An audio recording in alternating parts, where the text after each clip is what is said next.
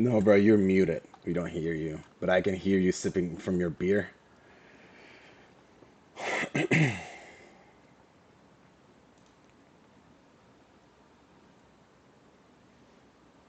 All right, let's jump in. So, first of all, hello guys, and thank you for being here. I really appreciate your time here, and I promise you I'm going to keep this super short. First of all, I'm going to go over my exact model that I use almost every day, and then I'm gonna get some questions after that from you guys, and after the Q&A, I'm gonna tell you about my rules in general, and we can discuss the rules with you all. So, the model. So the model itself is not a rocket science. It's basically ICT 2022 model.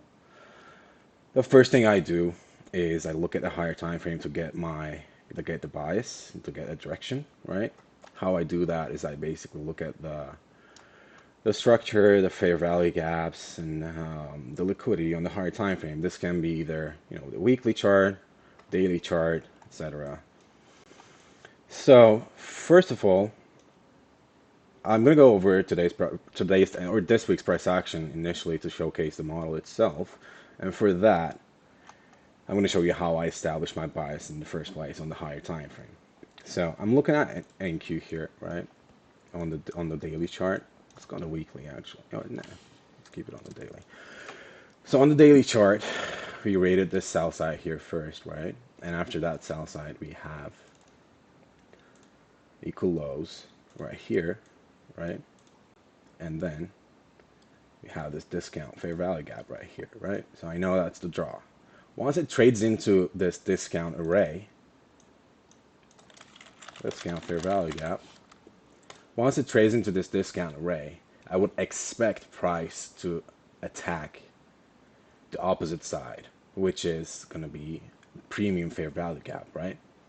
So my eye goes right into this daily fair value gap after we trade into this discount, right? Because the algo is going to seek buy side after this happens, right? Even though there's no buy side here, there's going to be a lot of buy side liquidity pools on the lower time frames, like 1 hour or like 15-minute time frames, right? So this is how I establish my bias, the direction on the higher time frame first. This is a must, right? Once I know the price is going higher, it wants to reach higher, right? What I do intraday is I look how we react to sell side, right? Because what I want to see is, are we taking sell sides before going to buy side, right?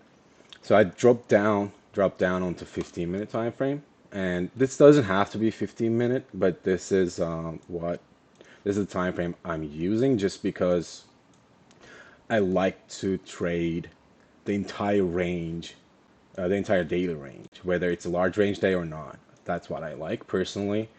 But initially I started with 5-minute, which is going to be more scalp, but I'll get into that later on, okay? So once we trade into, we rated the sell side, then we rejected it with the fair value gaps, right? The displacements.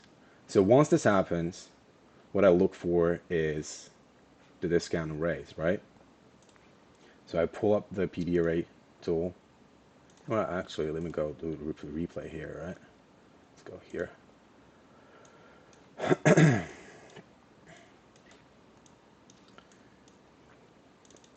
So look at the dealing range on the 15-minute time frame. It's going to be from buy side to sell side here, this range right here, buy side and sell side, right? Then what I would like to do is I want to look at the discount arrays because I have already established my higher time frame draw, which is going to be higher. So right away, I see half of this fair value gap right here is in discount, and half of this, the entirety of this fair value gap is also on discount, right? So these are my discount arrays. Once I get that POI, I wait for a Southside raid, right? This usually happens before New York Open or at New York Open as a Judas swing. So what I look for is, what I wait for is basically sweep of the south side liquidity right here. It sweeps the south side liquidity. Once this happens on the 15-minute time frame, I go on the 1 minute.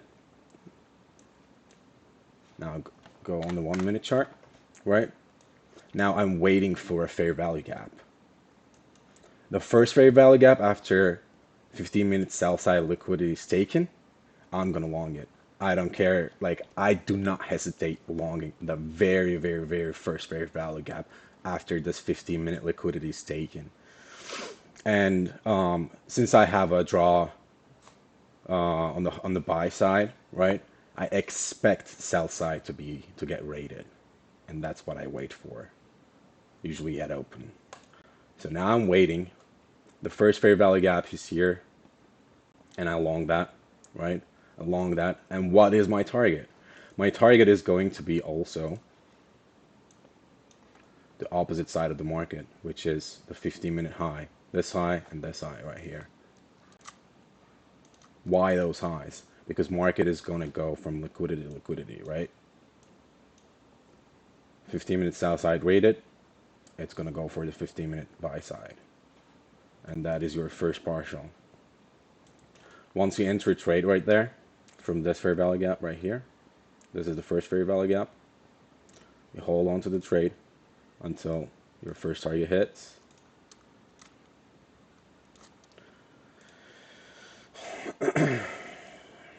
Boom, it's gone. It's gone. Now you take partial, set your stop loss at break even or in profit, and leave runners to your actual target.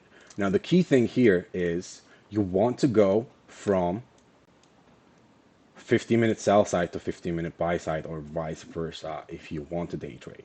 Now this can also be applied to 5-minute. It's the same in terms of the application of the trade. If it raised the 5-minute buy sell side and your draw is buy side, you long the first fair value gap, hold on to it until the first 5-minute buy side liquidity is taken. It's pretty simple. And the most important thing is to wait for this sweep. And this is your intermediate time frame that you're going to be utilizing. Intermediate time frame is basically where you look for the liquidity runs, and based off of that liquidity, you're gonna have your targets. So it rated the opposite side of the buy side, and now you can either close your position or hold your runners for the entire day. That's it, guys. Basically, that's the model itself. This can be used for swing trades. This can be used for short-term scalp trades, day trades.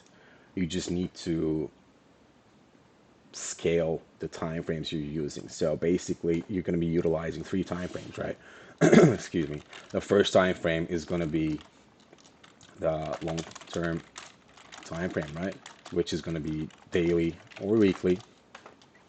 Then you're going to have intermediate time frame, right? That is going to be either 5-minute or 15-minute. If you're scalping, you're going to be using 5-minute. If you want day trades like I do, you're going to be utilizing 15-minute.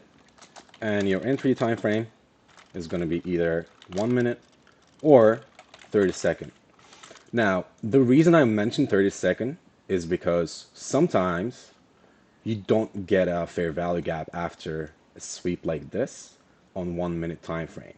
So when that happens, you can actually be watching the 30-second chart simultaneously, and after the raid, you can long the first fair value gap on the 30-second instead of waiting for 1 minute. That's just a quick little tip. All right. So on the other hand, let's get an example for shorts, right? So for shorts, I'm on the 15-minute again. So what I look for at New York Open, this is New York Open, right? Actually, that's not a good example. Let me find a New York Open right here. Okay, here's a New York Open.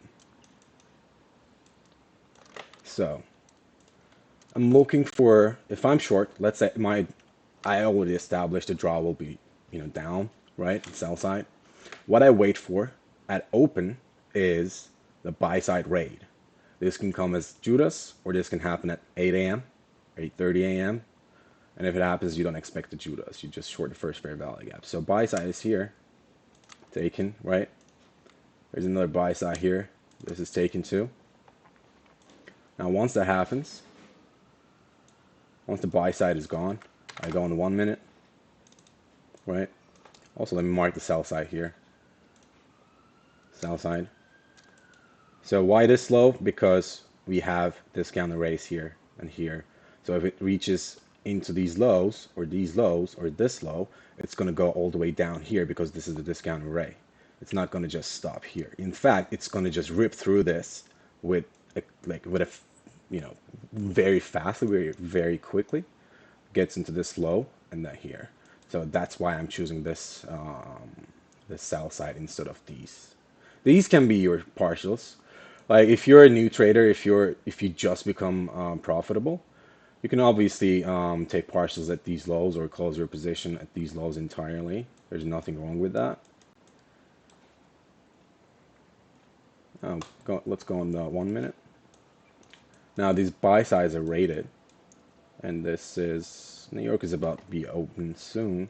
Now I'm waiting for a fair value gap. This is one. So I can short this right away. But in terms of time, though, it's before New York Open. So personally, I wouldn't take it. Now I'm waiting for New York Open. I think this is New York Open. Yeah. Boom. It's gone already, but doesn't matter. First fair value gap. This one. Trades into there. That's a short. Or if you want to have the stop loss, in terms of stop loss, I know a lot of people get confused and a lot of you get confused with these huge fair value gaps. What I like to do in these cases are basically I utilize the breaker block for my stop loss, right?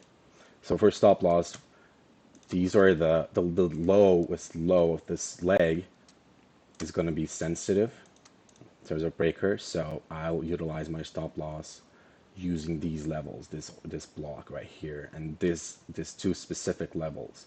I want to see it holding those levels before selling off. So my stop loss will be above this low, right? And now I'm expecting I got stop here. Another fair value gap, market structure shift. This is a short. Rated here again.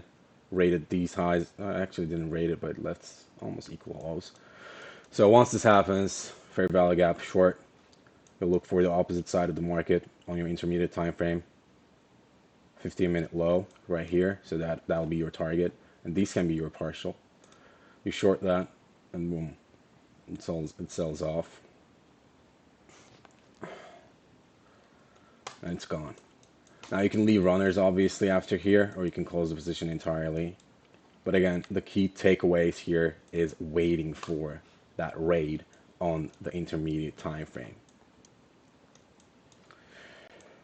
Any questions about this? Same thing here. Buy side rated. There is also another key thing here, which I would like to cover. 3-drive pattern. Most of you know what it is, but 3-drive pattern is basically after establishing your bias, you can expect a sell-off after it's going on the opposite direction for 3 times. So it's seeking in terms. Let's say we are bearish, right? We want sell side to be taken in terms of target.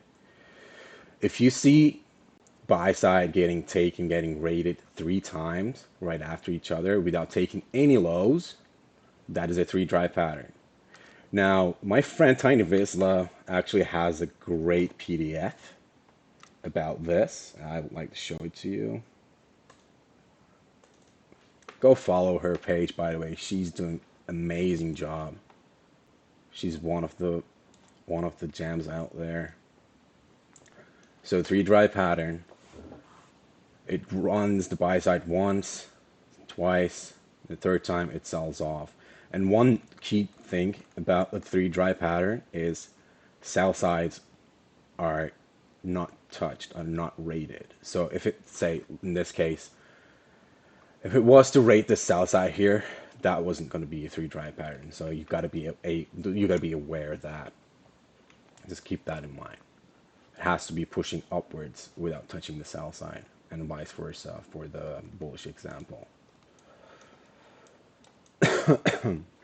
So I would like to show another example actually. Just looking. I mean, you guys. Okay, here's a good example. Or let me go on to. Never mind. 9:30. I'm looking for New York open time. Okay, we have here, I think. Okay, let me go on the daily real quick.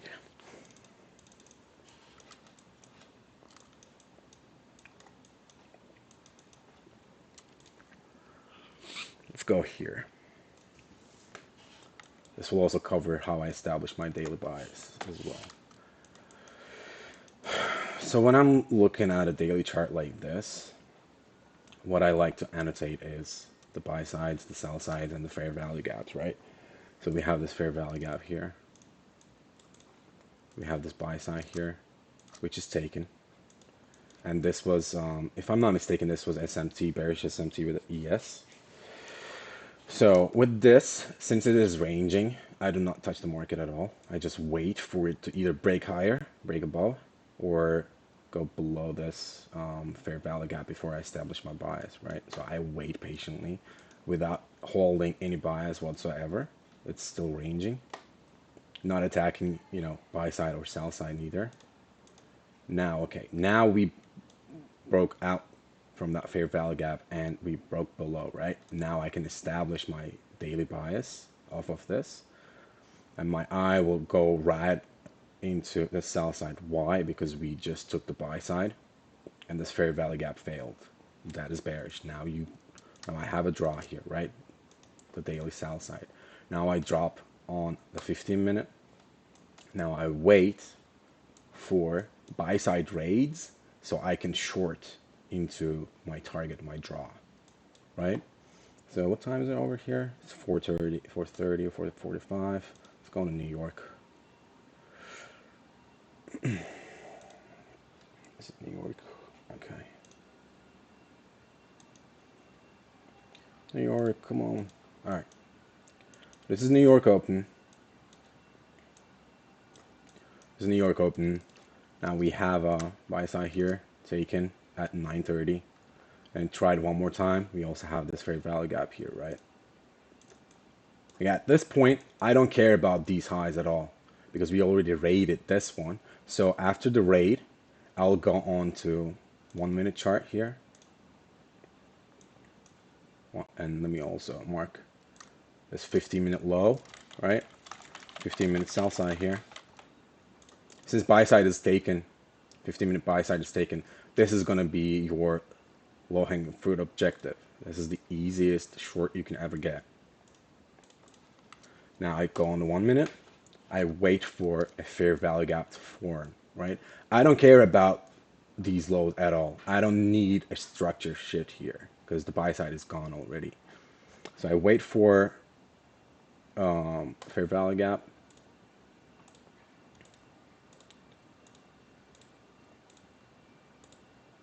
It's gone.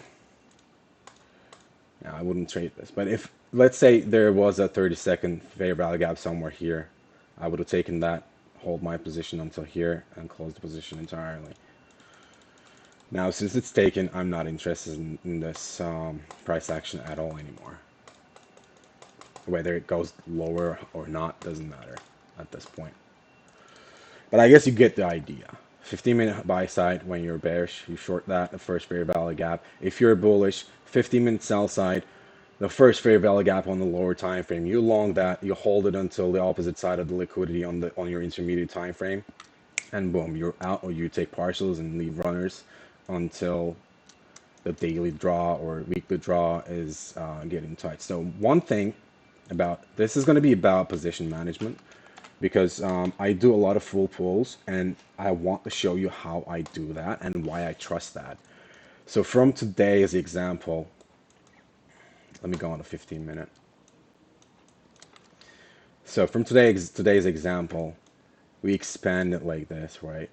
And that expansion established the PD array, right? So I pull up the PD array matrix, I look at the premium and discount, right? So what I will expect NASDAQ to do in here after it rejects this level, whatever the case is, like I'm not concerned about it at all. Whatever the case is, I would expect this to run into at least the equilibrium of the dealing range, and then target these highs, right? So I wait for those levels, the discount levels. For example, in this case, this fair value gap is in discount, at least a little bit of it. I wait for that area, right? Let me just do this actually. Replay.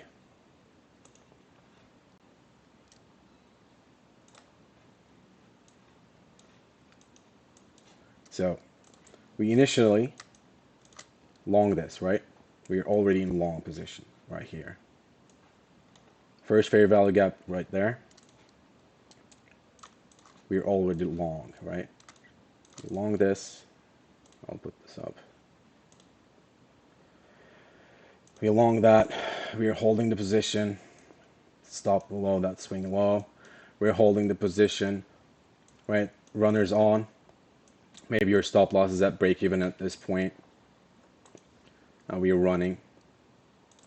Now, these fair value gaps, you see, all right, 1, 2, 3 fair value gaps. Those fair value gaps are invalidated, right? They're disrespected. They got disrespected. So that is a market structure shift to me. That means algorithm has done with the buy side objective short term, and it's gonna go into discount area, right? Before getting rating the highs again. So when I see this, I do not put my stop loss, below those fair value gaps because of that 15-minute look here. 15-minute expanded already. Swing high is established, so that gives me the dealing range. Now I can work on the discount PD arrays, which is going to be this fair value gap because it's in discount, not this one or not this one. So I hold on to my position. My stop loss is going to be below that fair value gap in profit already, right? Now I'm waiting to get it in, at least into equilibrium of the range, the dealing range. Boom. Now the discount array is tagged, right? So what you can do here, if you're in a position, or if you're not in a position, you want to long it at this discount, now you'll look for the same thing, right?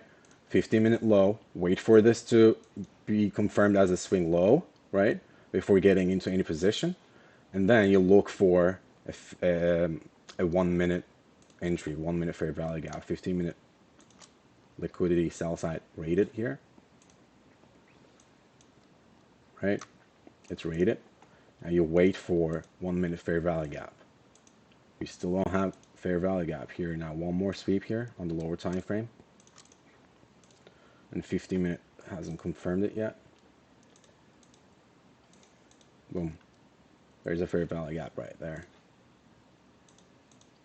Now that can be your pyramid entry, or that can be your first entry, whatever it is. Now if you're already in a position, and if you're holding your position from the morning session, you can put your stop loss below those lows, right here, or right here, below the fair value gap. The first fair value gap is this one.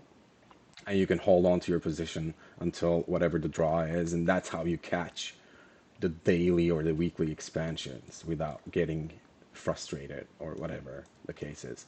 The key thing is, though, wait for the 15-minute rate first. Now, once that happens, the opposite side will be targeted. 15-minute high, buy side, 15-minute buy side. Those two highs will be targeted because this is taken already. Now the algo will seek the opposite side of the market. from the discount. It has to come from the discount though. Now, if you run it, boom, boom, both are gone. Now you can close the position because it's already 340, 330. So market is about to close. So you're done with it. So that's it, guys. Now same applies for a 5 minute. Let me actually, I can show it to you real quick. I'm going to 5 minute.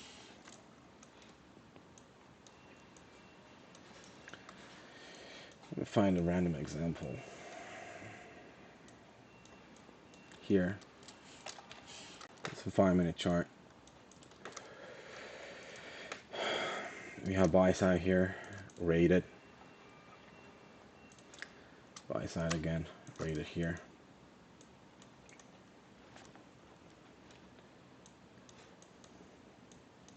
Once these rates happen, right? You wait for a fair value gap on the 30-second 1 minute chart, and you target the 5 minute this time frames opposite side of liquidity. So this one, first partial, second partial, and you'll be done. Why these lows? Because 5 minute buy side is taken. Probably it was given some sort of entry, fair value gap entry or whatever on the 1 minute. You target the opposite side, sell side on your intermediate time frame, and you'll be done. And that's the scalp model if you would like to scalp the market. I would really recommend scalping the market once a day if you can't hold your position initially, because it's really hard to do that. At least I was struggling with it. So that's how I build myself and the psychology of the trader into holding the position longer than I can.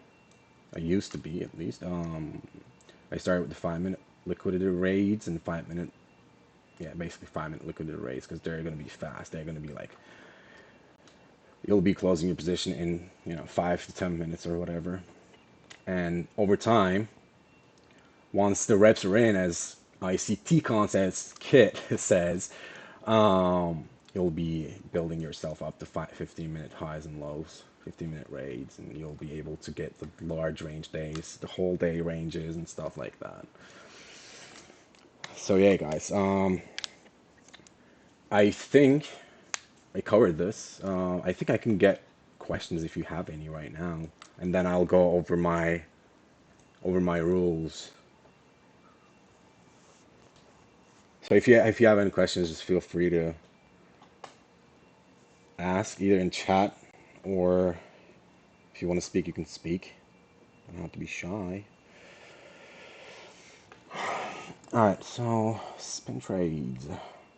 Have you found any effective ways to automate this, or wrong question, or just good discipline? I haven't found any, but I've been working on with this beautiful, amazing, genius developer friend, Ravi. Shout out to Ravi. But we haven't automated it yet because it's really hard to identify everything in coding. You wouldn't enter on that 15-minute fair value gap. Instead, wait for a 1 minute shift fair value. Hold on.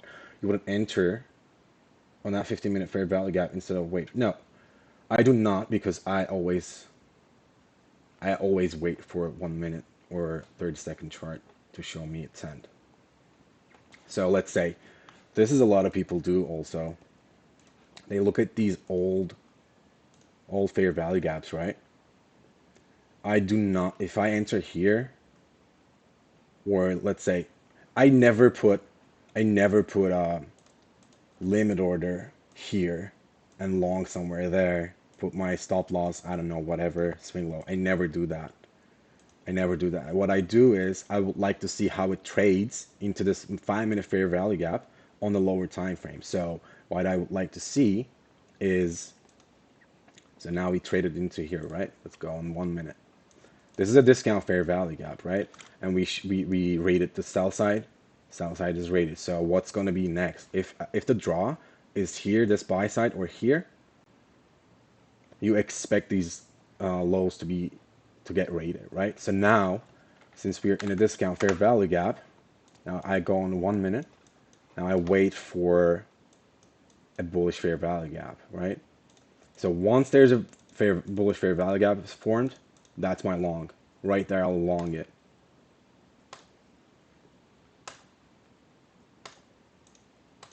Come on, give me, give me, give me. There you go. So I would long this. Let's say I long this. Stop will be you can put you can look at the consequent encroachment of the fair value gap, and you can put your stop loss 1 2 ticks below that mid level, because it shouldn't really violate that area.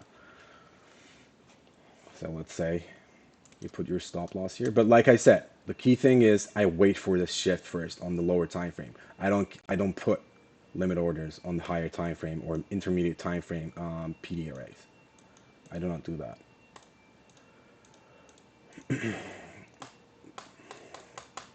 That stopped, but it ran away. But you get the idea, I think.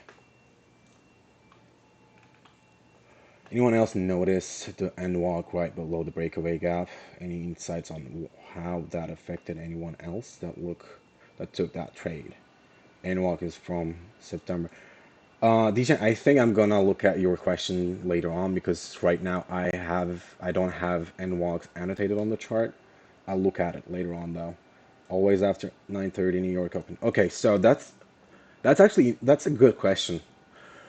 What I've noticed is, so two things really can happen in terms of time.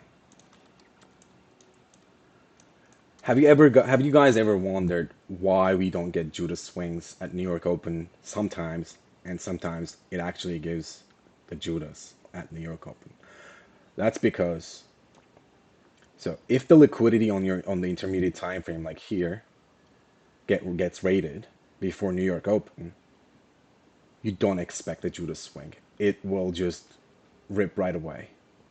But if it didn't rate it before New York Open, you're gonna be expecting a Judas swing first, and then it's gonna rip through the other side of the market, basically. You don't use IOFD anymore? Uh, I do use it, but like I use it as a pyramid. Like when I want to pyramid my position, that's how I use it. And IOFDs are actually liquidity runs on lower time frames. That's basically turtle soup entry. I'm over here shaking my head, yes, as if you can see my acknowledgement of what you're saying. Great stuff. Thank you, dude. Okay, good to know. Thanks. I said you've been scalping at 7:30.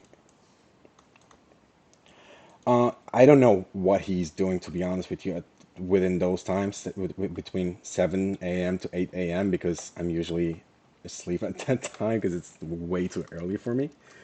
Um, Here's a great example, actually. Look, yeah, we rated this buy side, right? We rated this buy side again, and this is okay. This is a great example in terms of Judas swing.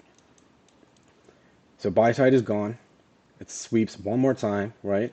And this is 8 a.m., right? 8 a.m. Now I go on. Let's go on 1 minute here. Actually, let me mark out the sell side on 15 minutes first. That's partial. This is second partial, and we have also equals here. That can be your main target, right? Now I go on to 1 minute. Now, here's the thing. Since we swept the 15-minute highs before open, at open I do not expect a Judas swing. I'll short the first fair value gap, because it's not gonna manipulate one more time. So let's go on. Let me mark out 9:30 actually. 9:30, right about here. All right, let's go on to 9:30 real quick. So I guess that's what ICT would have taken at that time. But since I'm sleeping, I do not do that. But the idea is the same though. 15 minute is rated, fair value gap. You short that, swing high, stop loss, and done. Second fair value gap, and it sells off. So let's look at 9:30. I would like to showcase that it's not there. You're not gonna see Judah swing. So let's go on the 15 minute. This is 9:30. So here you don't see any highs anymore, right? There are no 15-minute buy side liquidity here. What you have is this breaker. So that this level is the most it can go. That's why I do not expect a 9:30 Judas at open. That's how I know that is it gonna be a Judas day, or is it not gonna be a Judas day? Boom. It trades into that breaker and sells off to second to partial, third partial. And your intermediate time frame, you do not see another rate here. There's no rate. There's no Judas at open.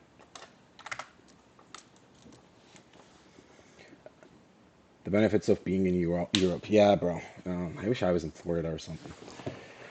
How would you place your stop loss after double sweep you have fixed? Okay, so let me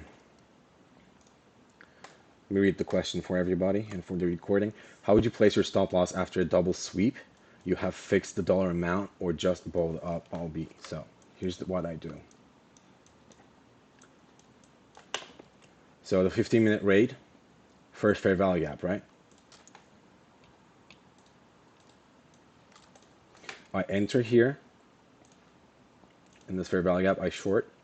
And since this is before New York Open, I would use a swing high. But if it wasn't New York Open, or if it was between the silver bullet time frame, what I would have done is I would use the order block, the order block's mean threshold, because I would put my stop loss 1 or 2 ticks above the order block's mean threshold. And why is that? It's because if it's really bearish in this case, it shouldn't violate the mean threshold. So that's how I de-risk my positions. But in this case, I wouldn't do that. It's because this happened at 8 a.m. So I would use a swing high. I can try to find an example for that, though. I think that should clear the question even better. It happens quite a lot. Oh, there it is. I think I can... Yeah, 7 p.m. though. No, 7 a.m. Gotta find a New York setup.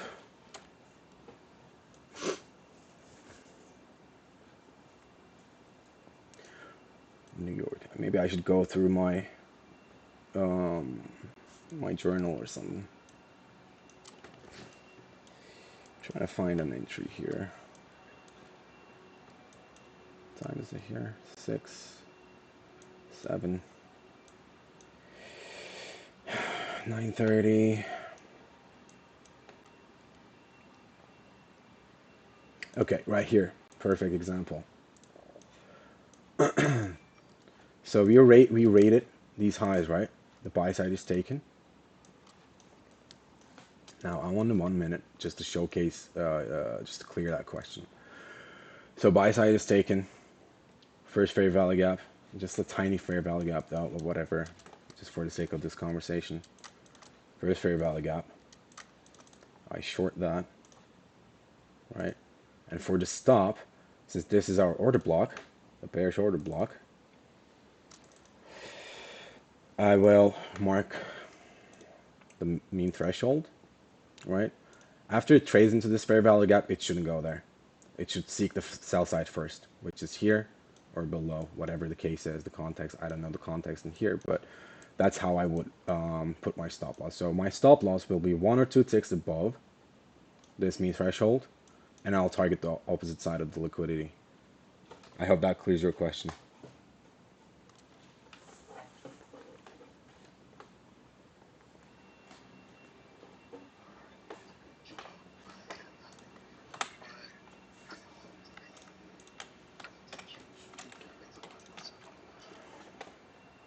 Thank you, buddy. Thank you, buddy. So, guys, anyone have any questions about this? If not, I would like to talk about my my own rules, and I hope it'll be insightful for some of you guys. Maybe you can utilize the same rules to get profitable, become profitable.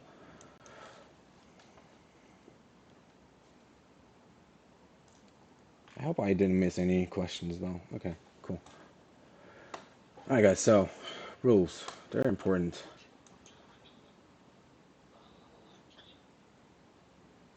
Live trade, yeah, why not? Sure.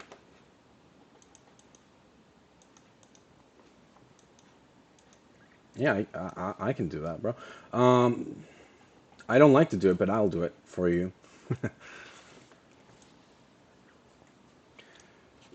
The reason I don't like to do it is because at New York Open it's 6:30 a.m. here, and I'm usually like pretty like bleh, pretty sleepy and stuff and slow. But I'll do it. I'll do it. I'm in LA, bro, South California.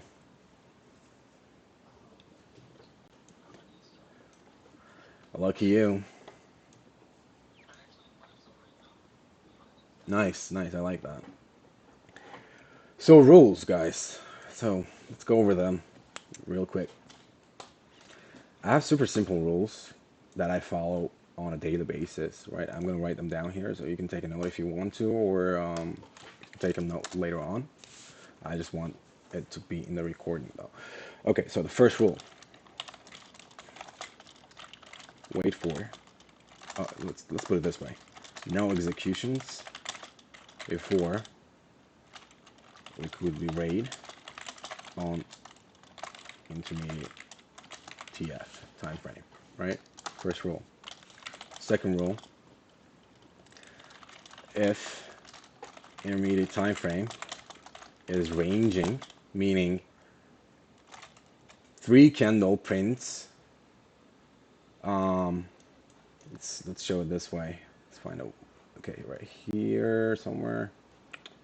So basically, three candle prints, and it's not attacking any liquidity whatsoever. That's what I would consider ranging market, right? So if intermediate time frame, if I see three 50-minute time frame on top of each other, like next to each other, not rating one side or the other, that's what I consider ranging. I do not engage with price. I wait for a break to either upside or downside, whatever the case is, right? Third rule. Third rule is I okay. One win, you stop. That's important. That's how you get burned and how you blow your accounts, guys. Fourth rule, one loss, use. These are so important, guys. I swear to you. And if you're not profitable, this is why you're not profitable. It's not because you don't know anything about the market. It's not because you have misunderstanding of ICT concepts. It is not. It's about mental clarity, having mental clarity. One loss, you stop, no matter what it does, no matter what market does. One win, you stop, no matter what it does. Fifth rule, on a trending market,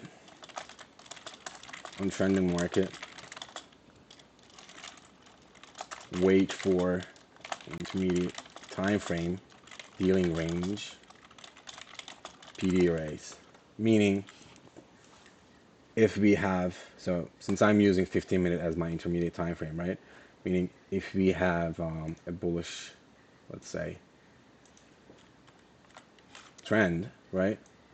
And if we don't sweep or whatever, if we don't rate liquidity whatsoever, this usually happens in the afternoon session, by the way. I wait for from swing high to low. Yeah. Swing high to low. Wait for discount array to target this high. That's another rule. And this usually applies to afternoon session, like I said. You wait for that. If it's bullish, you wait for it to get down into discount. If it's bearish, you wait for it to get up into the premium array, whatever it is. It can be breaker, fair value gap, or whatever the case is, right? Until then, you do not engage with the price whatsoever. So these are my rules that I apply every day. Oh, also, I have more actually. These are like more personal though. Six, no Friday trading for me at least, because no caps though. I don't want it to be in caps. No Friday trading. The reason I do not take any trades on Fridays is because my hit rate historically is not as high as the other days, so I don't like to execute on Fridays. Seven, use this is also personal. You do not have to apply this rule for yourself. Use less leverage on Mondays. That's because Mondays usually range. It usually goes from 5 minute liquidity to 5 minute liquidity, or 15 minute to 15 minute. It doesn't give large ranges usually, more often than not. So I usually risk less, maybe 0.5%, maybe 20.25% or something like that if I want to execute something. Yeah, those are my rules, guys. But the most important part is one win, no matter how much you make. If it's $50, whatever, doesn't matter. You stop. You do not look at the market at all. You just detach yourself from the charts, go outside, do whatever. Just get away from the charts because you're gonna burn yourself and burn your account. Remember, first rule is preserve capital. If you don't have capital, you're out. You can't trade. So, and the second one loss, you stop.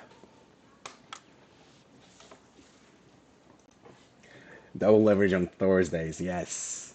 I go 5% on Thursdays. Half asleep. What's Barca? What's in Barcelona? Barcelona. You stopped the entire day. I okay. Here's little shift there. I'm gonna tell you, Diego. If I take a hit, one loss, right? After the first loss, I usually engage with the price in the mornings, right? Usually silver AM, silver bullet, or whatever. If for whatever reason I get stopped, I take a hit, right? I detach myself from the charts and I do not touch the price at least until 1 p.m. New York time. So by doing that, I give myself some time to recalibrate. This is like mentally speaking, recalibrate. I get back on the chart. If I see something in the afternoon after my first loss, I might take a trade with less leverage. So I would say one loss. If you take one loss, second trade should be with less leverage. And you gotta give yourself some time, at least an hour. You got to, otherwise you'll be over trading and blowing your account. From 1% to 0.5%, usually yeah. Or it depends on the day though, or it depends on the PA. I might go 25%. Sometimes I go 0.25, 0.5, 0.6 to 6, 1%. It really depends on the day and the draw and the higher time frame look. And if the second trade is a loss, you get out of there, dude. Like you close the charts, you close your broker, you get out of there. Two losses tops.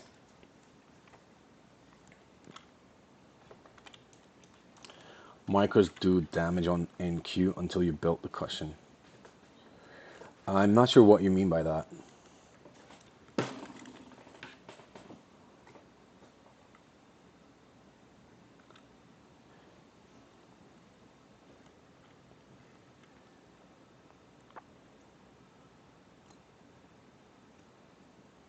Oh, yes. Start on micro Nasdaq. Yes. Exactly. You can still make money on micros, guys. Like you don't have to take minis to make money.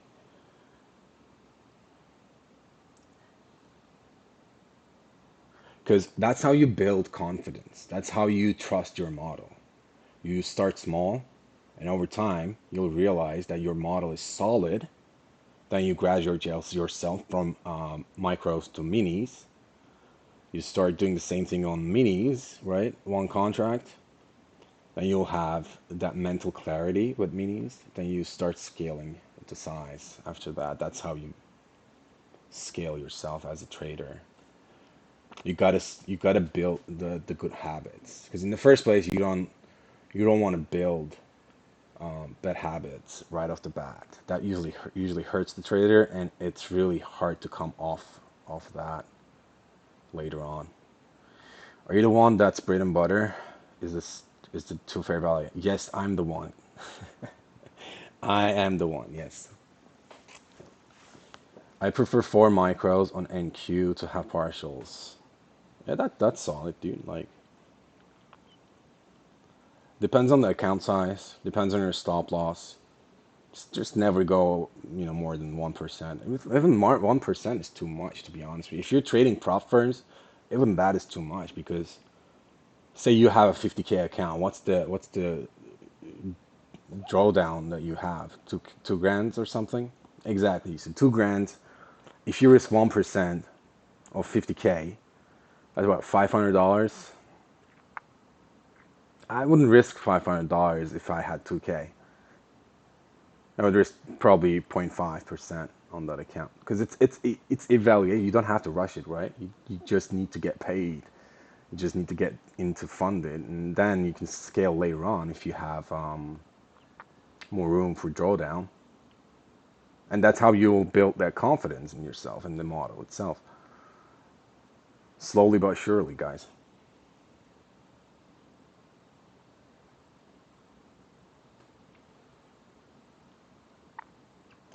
So I say I prefer to risk for micros and stop loss around $100. There you go. You have it. All right, guys. If you guys don't have any more questions or don't want to go over anything else, I might just call it a day here. So you store bread and butter. I do. So I'll show you how I use it.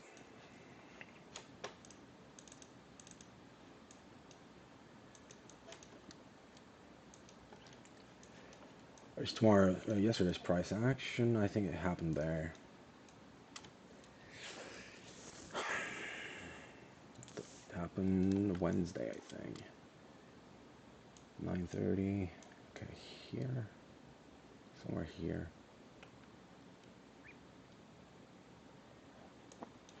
Trying to find it. Sorry.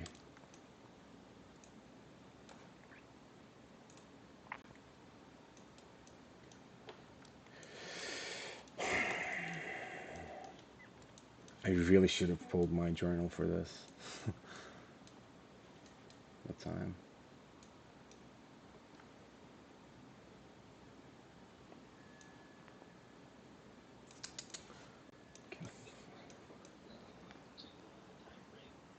Not necessarily, no. It can happen on 1 minute, 5 minute, 15 minute, whatever. But if you are day trading like I do, you cannot execute on 15 minute or 5 minute fair value gaps, because your stop loss will be large. Will be so large. So you'll be waiting for 1 minute confirmation to enter on a trade. I I'm trying to find an example. So okay, I'll just cover it over here, right? Let's do it this way. Let's say we have, for the sake of this conversation, we have two fair value gaps in this leg, right? The first one and the second one will be somewhere here lower. And the second fair value gap, the lower fair value gap, is not, like, it hasn't touched it yet, right? So what happens is, on any time frame, this happens quite a lot. We usually have old high somewhere here. So with this run, it raids that high. It raids a high here. Let's say we have a high here. It raids it, right? So once it does that, what the algorithm or the price, whatever you believe in, will seek the discount array. So it's gonna come down into this fair value gap. sweep this low and start expanding higher. That's how I use it. So if I see this happening, let's say this high didn't take any liquidity whatsoever. It tested the fair value gap. We broke above, rated a high, and that high didn't go, like, we couldn't go above that high, right? What it does is it basically goes from liquidity to liquidity to liquidity, right? Buy side rated. So what it's going to do next is going to rate the sell side. Sell side is going to be rated here into this lower fair value gap. Basically, it's going to be a turtle soup, IFED, whatever you call it, into here, and then it's going to expand like that. It happened 2 days ago or 3 days ago. I could show it from my journal, actually. Let me just pull it up.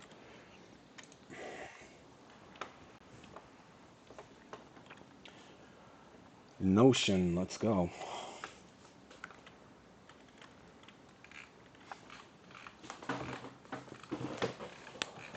Um,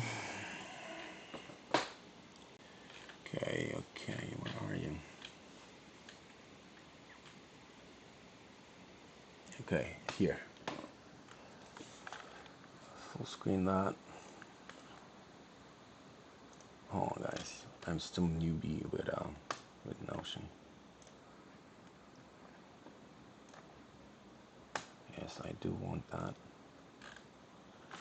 Okay, 1 second, guys. Sorry.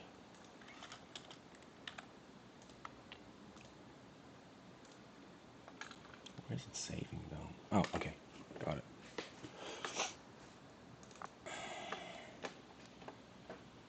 All right, guys.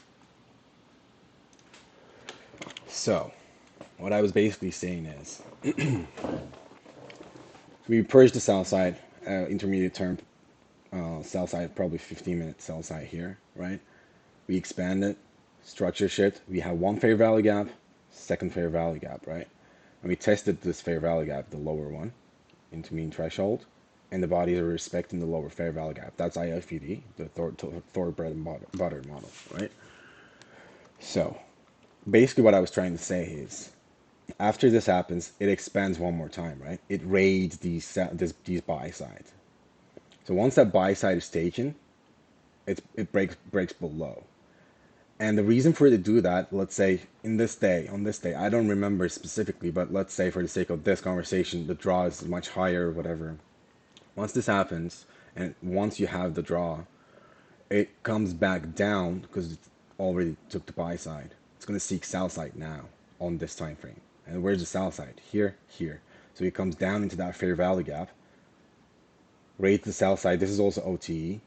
And I remember Tanya taking, I think it wasn't this trade, but you took a trade at 350 or something a couple days ago. It was literally this, something like this. Because of this raid, it seeks the opposite side and runs it one more time. So that's what I basically was trying to explain. Thor bread and butter. That's why understanding the liquidities are very, very, very important.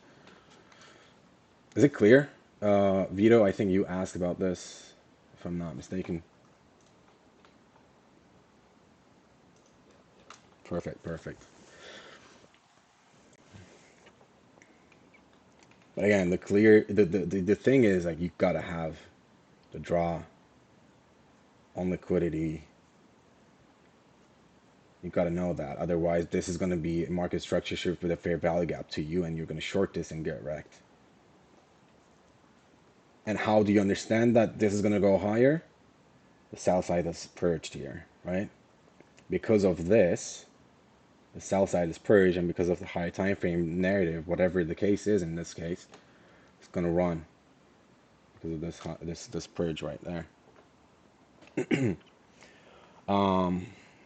You still use THOR, okay. Any thoughts on QT theory? I don't know what that is. The quarterly theory or whatever. Yeah, dude, I have 32s and my beloved laptop.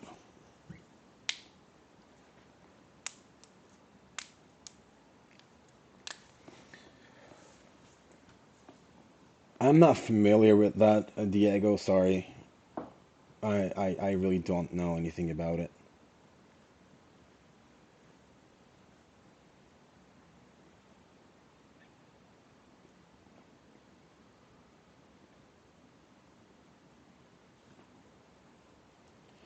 I want to show one more thing since I tweeted about this a couple days ago.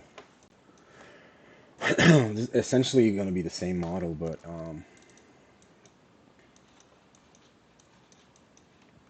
okay, let's delete all that.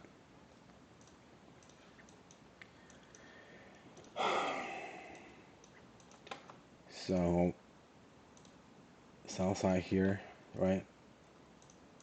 Discount fair value gap. Now, I want to go back onto that on that day. Jesus, what's going on? On that day right there. I just want to show one thing to you guys here. Now I want to go back to when it rated that sell side here, the weekly sell side. Okay. I think this is very important. At least to me, it is very important. So when we take a liquidity level like this, a daily level, weekly level, whatever higher time frame level, the rate usually happens with a fair value gap because market is actually the algorithm is actually rushing into that level for whatever reason, right? So that fair value gap, you expect this bearish fair value, or anticipate rather, this bearish fair value gap to get inverted, right? Because once the sell side is taken, it's going to rate the opposite side, right? So this buy side or these buy sides, whatever. So you expect that. Once it happens, let's go further. You wait for it. Now it's inverted, right? This inversion after liquidity pool raid like this is a market structure shift or change in the state of delivery, whatever you call it. So technically speaking, traditionally we usually wait for structure shifts at swing highs, right? In these cases, after liquidity runs, you do not have to wait for those raids. What you can do is once this is inverted, you can long the first fair value gap, or you can long the inversion fair value gap retests and stuff like that. So in this case, I do not. Oh, this is 15 minute though. My bad, guys. I want to go on 1 minute.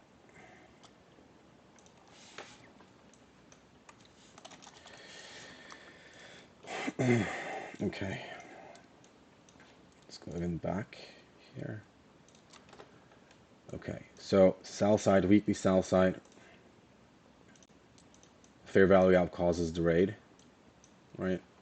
Now you can anticipate that fair value gap to get inverted and getting disrespected. Once it does that, you wait for it. It's still not inverted. You got to see a body close outside here. Boom. That's now an inversion fair value gap. Once this happens, you do not have to wait for a swing high right here to be taken out, to get violated for a market structure shift. After a liquidity pool like this is rated, the inversion fair value gap is a market structure shift or changing the state of delivery. And how you can utilize this is basically you long the first fair value gap or you long the inversion fair value gap retests in this case. So see how the body is respecting, and boom, and it runs away. So in this case, if you were to wait traditionally again for the market structure shift, it would have longed here as well. It was going to be the same thing. And this is the THOR bread and butter model.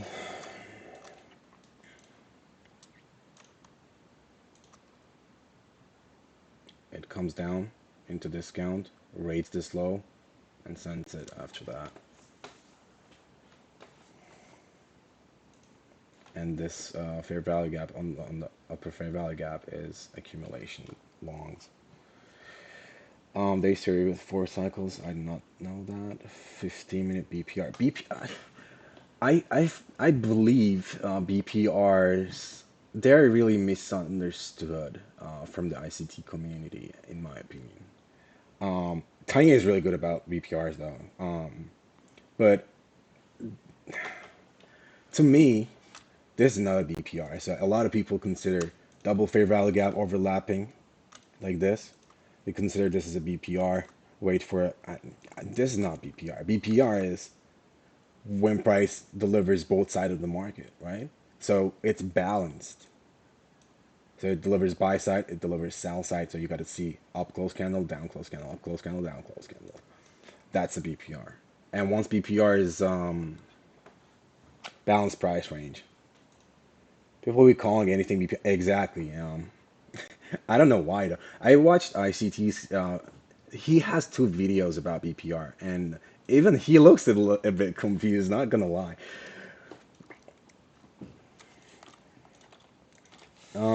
Like for example, this is a BPR. Why is it a BPR? It's because it delivers both sides of the market, and BPR is a range. It's a range, like balanced price range. It's not an area or whatever. It is a range. Why is this a BPR? It's because it delivers buy side and it delivers sell side. So this is balanced now. And if it's really bearish, since we broke out to the downside from the range here, it shouldn't come up into that range again.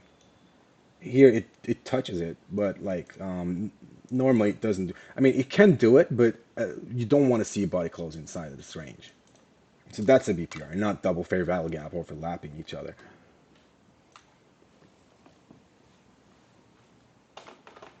So yeah, then when it breaks below, then you can short the retracement there because it shouldn't come back to the top. Exactly, that's a BPR.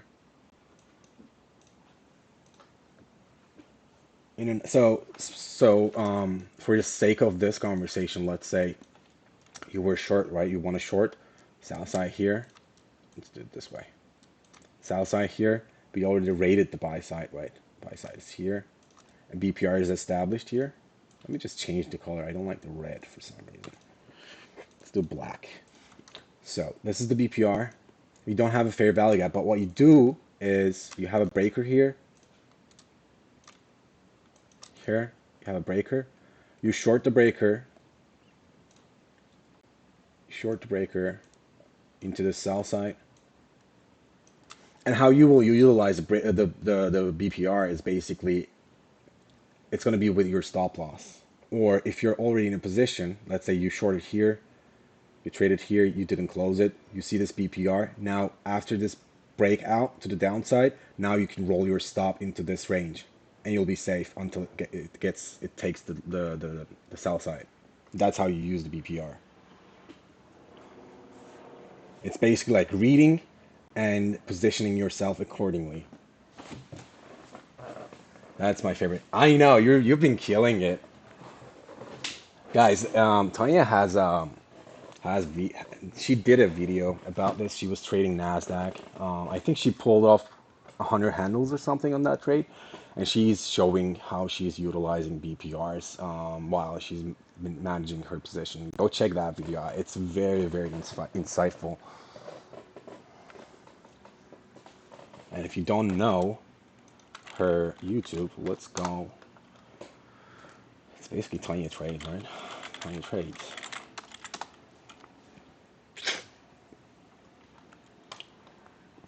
There you go. I don't remember. I think this trade. I think it was this one. I'm not sure. One of these. Go. Just give her a follow, guys, and watch that video. I'm gonna drop the link. That video specifically. This one.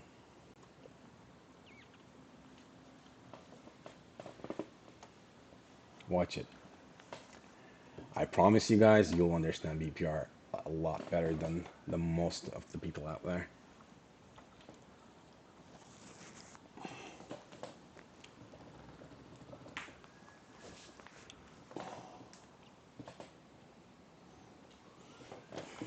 So yeah, guys, if you don't have any more questions, I'm gonna call it here. And for the model, just test it out, back test it. Do not sign up for it. Do not live trade it. Just back test it. And please give me tell me how it goes, okay, after your back tests. I would really like to hear from you guys, and it drives me and motivates me so much. Just let me know. Just back test it and let me know, guys. 15-minute raid, target opposite side, opposite liquidity, first fair value gap, execution, and that's it.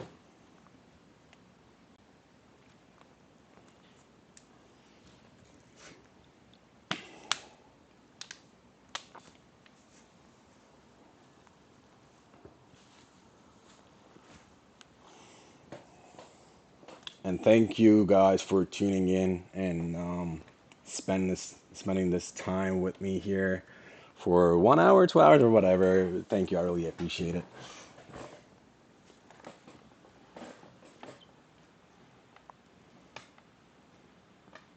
All right. Peace, guys. Love y'all.